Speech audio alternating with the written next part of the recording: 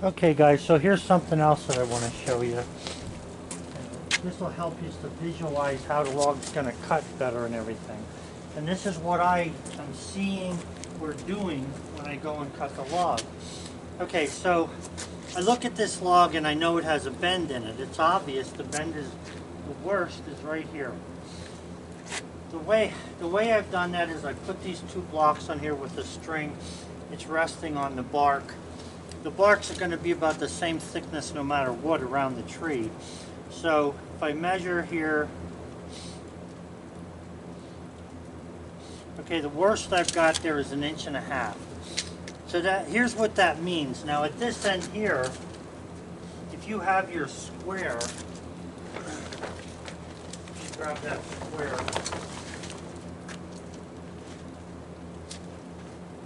If you know where your cant is going to be or where you want it, and you basically put it there already, okay?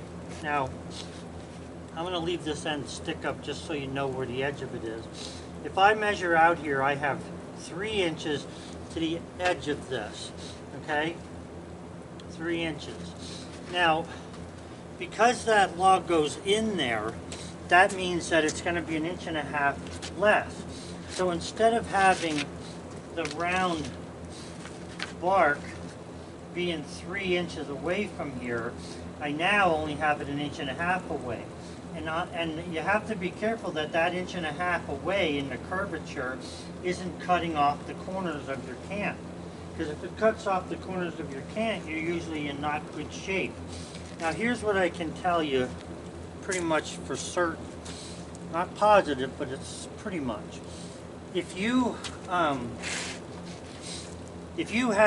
1.5 inches on this side here, or 1 inch, let's say, and you're talking about 8 inches and bigger for a cant, you probably won't have a problem. But when you go with this 1.5 inches now, you know, you think about it, 1.5 inches on this side here, as it makes its curve, might get kind of close to these corners. Now I think that I'll just make it, and I'll probably end up with an 8-inch cant, not the 8.5-inch cant.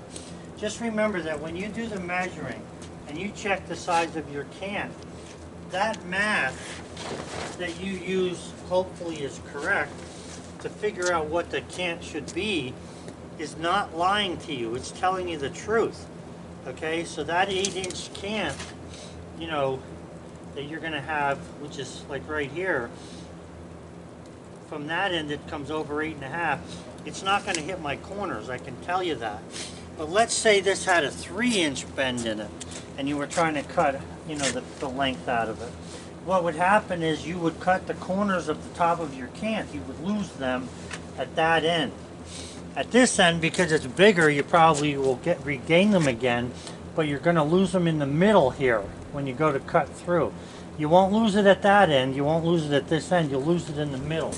So somewhere in this area, you're going to have wane showing on the edge of your cant because of the log being bent.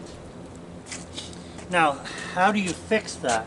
Well, you can either say to yourself, well, since I got a 1.5-inch bend, I'll just, instead of trying to cut an 8.5-inch log or into an 8.5-inch cant, I'll cut a 7.5-inch cant.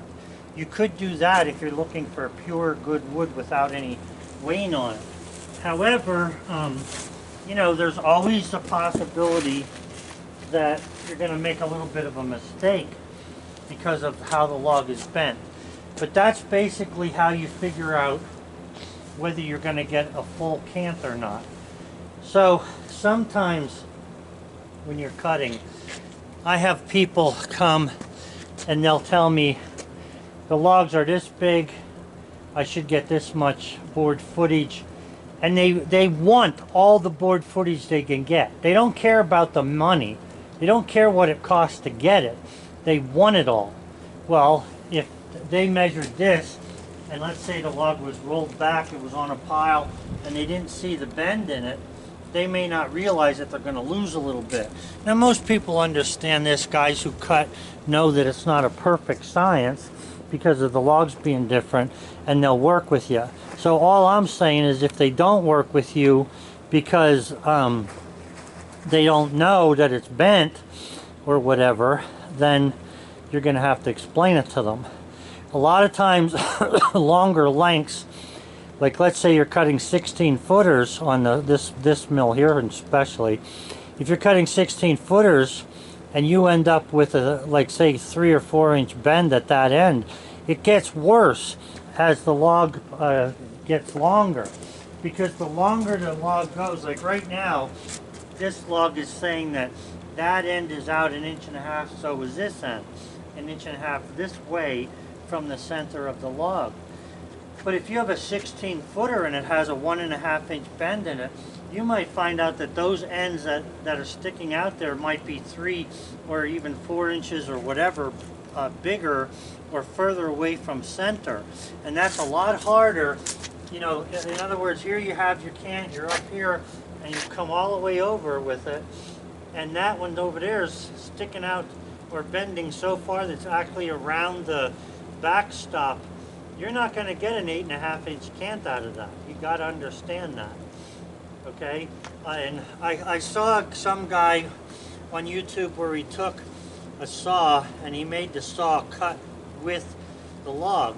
So in other words, if the log had a bend in it, he was cutting on a sweep, which doesn't make any sense to me. I would not want my lumber cut like that. But anyway, he would cut on a bend to get all the lumber you could out of the tree.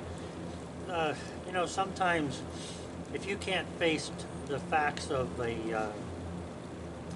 nature, you know, maybe you shouldn't be doing stuff. I mean, I know that it snows and rains, and I'm not set up here to work in the snow or the rain so good. So I don't work in the snow and the rain.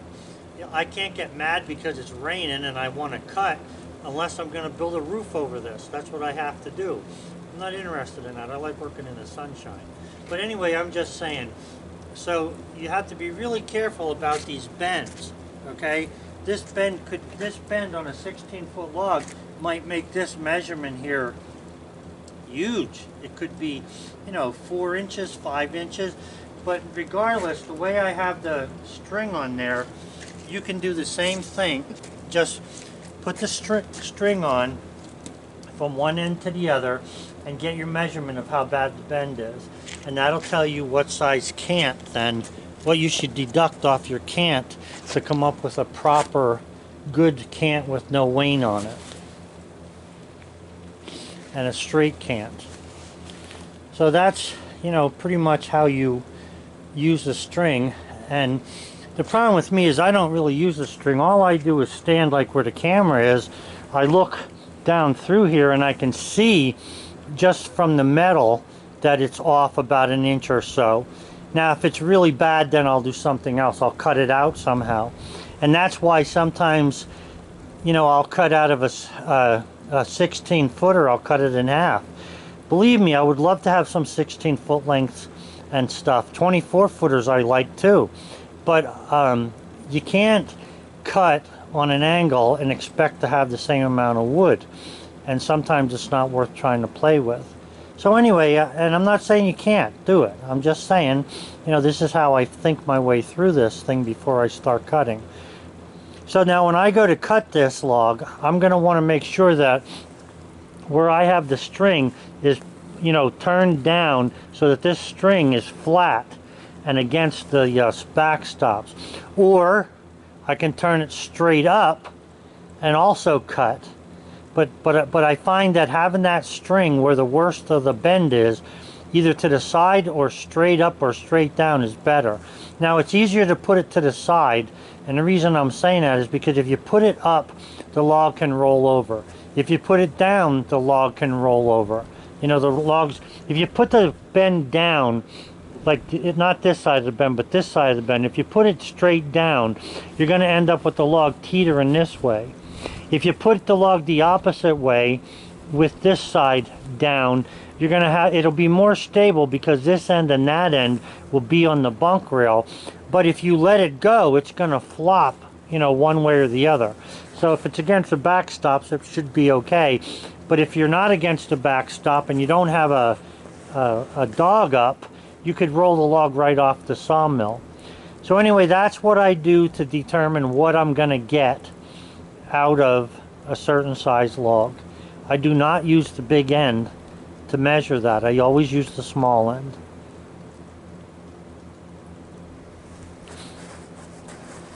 Okay guys, so if you have any questions about that, don't be afraid to ask them.